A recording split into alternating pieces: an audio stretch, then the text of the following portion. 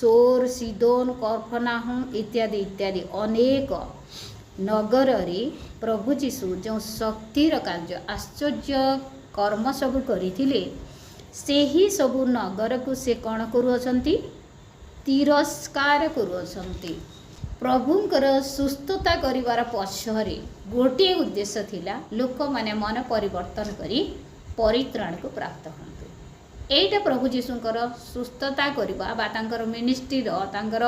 सुसमाचार प्रचार करिवार कार्यर लक्ष्य सुस्थता पाई जिबाटा एटा परमेश्वर कर लक्ष्य ने उद्देश्य नुहे लोक मान को सुस्थ करिबा लोक मान को एथि निमंते प्रभु जीशु सुस्थता देउथिले से माने जे प्रकार मन परिवर्तन करिवे आपना प्रभु जीशु को चिन्हिबे आ परित्राण प्राप्त है। जड़े व्यक्ति सुस्थता पाऊ वा न पाऊ तार मन परिवर्तन है थाओ से प्रभु जीशु को निजर उद्धारकर्ता भाव में ग्रहण करिथाओ से ही स्वर्ग राज्यर अधिकारी हो। एटा प्रभुंकर इच्छा अटे। एते ग्राम मानकरे जो जो जगारे प्रभु जीशु आश्चर्य कार्य करथिले सेही नगर मान को से ग्राम मान को कहउछन्ती जे कौन बोली कहउछन विचार दिन रे अर्थात शेष दिन रे प्रभु जीशु जितले विचार करने को आसबे से दिन रे सदोम गमरार देशर दशा सहनीय हम किंतु जो जगह प्रभु जीशु आश्चर्य कार्य करथिले आ से माने मन परिवर्तन करि नांती परित्राण पाइले ना प्रभु जीशु को उद्धारकर्ता भाव में चिन्हि नांती से माने कोन हेबे से सदोम ठारू मध्य अधिकर भयंकर से मानकर कष्ट सब हबो। एही परि शिशु माने अर्थात आत्मिकतार जो माने शिशु तुल्य से मानक निकटरे प्रभु कौन करियछंती परमेश्वर का सब गुप्त विषय सब से मानक निकटरे प्रकाश करियछंती। आमे ताकू बाले साउल को आ पाउल को आमे तांकर उद्देश्य रे केते क्लेश केते दुख केते अपमान सहिबा निमंते ताकू बाछि अछु से राजा मान को सम्मुख रे विचारकर्ता मान को सम्मुख रे आमनकर साक्षी हो बोली प्रभु जीशु निजे कहउछन। प्रभु जीशु केवल तांकर मनोनीत लोक मान को निमंते चिंता करूथिले आ प्रार्थना करूथिले जे शैतान समस्त चालाकरू से माने की प्रकार रक्षा पाइबे आ परित्राण को प्राप्त है। से जानी अछंती जगतर समस्त परित्राण पाइबे। आमे आजी मध्य चिंता करू जेते लोक प्रभु जीशुंकर विषय सुनिए समस्त परित्राण पाइबे नाही कारण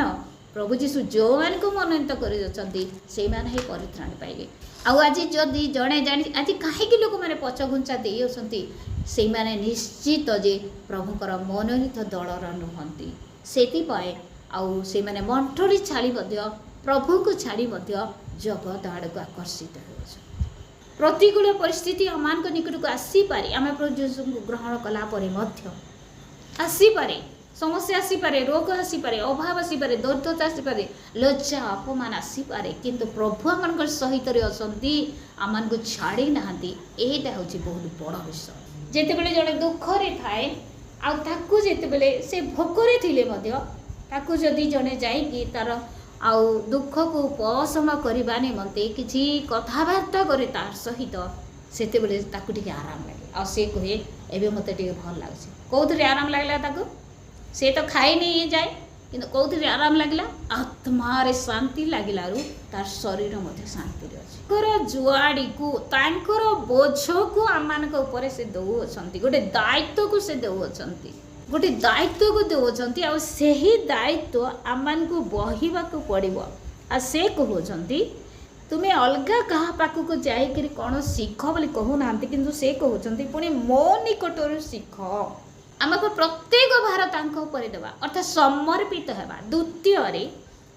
से देइथिबा दायित्व बा तांकर जुआली को आमान को निकट रे आमे घेनिबा आउ तृतीय रे आमे तांको ठारू सिखिबा काहे ठारू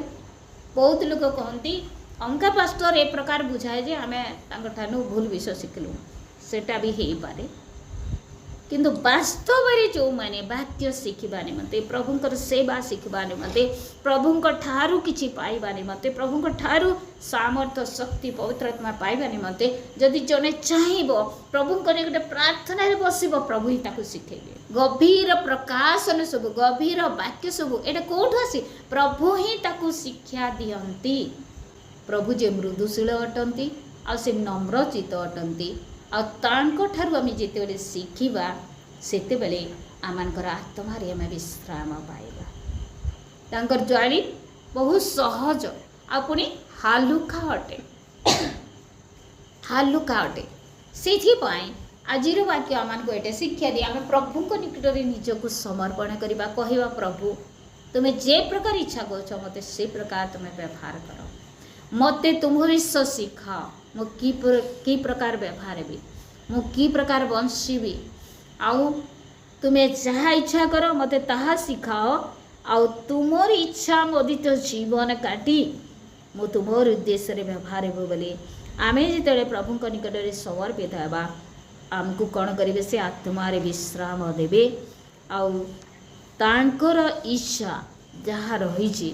प्रभु जीशु आमान निकटरे ताहा प्रकाश करेंगे वचन।